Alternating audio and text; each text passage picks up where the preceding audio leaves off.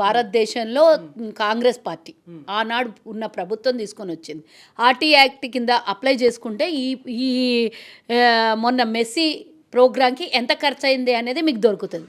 ఒకటి ఇక్కడికి వచ్చాను కాబట్టి ఆతిథ్యం ఇచ్చింది గవర్నమెంట్లో మేమున్నాం కాబట్టి మేము అందరం ఇన్వాల్వ్ అయినాం.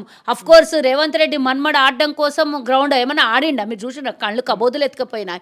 లాస్ట్కు ఆయన పోతూ ఉంటే మన్మడిని తీసుకొని వచ్చి ఎవరికైనా ఒక చరిత్రకారుడైన మెస్సీ అనేవాడు ప్రపంచ దేశాలు ఆయనను చూస్తున్నాయి.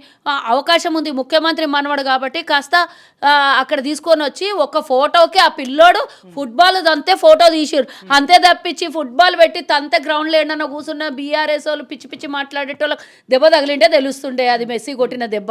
ఇట్లాంటి వెధవ వేషాలు వేసే కన్నా రేవంత్ రెడ్డి మనమడు ఒక ఫుట్బాల్ని దన్నిండు. కానీ ఆ రోజు గత ముఖ్యమంత్రి మనమడు పోయి భద్రాచలంలో దేవాలయము దైవంగా భావించి మనం ఈరోజు సీతారామ స్వామి కళ్యాణానికి దంపతుల సమేతంగా లేకపోతే అధికారికంగా ప్రభుత్వము ఒక ముఖ్యమంత్రి లేకపోతే మంత్రులు దంపతులుగా వెళ్ళి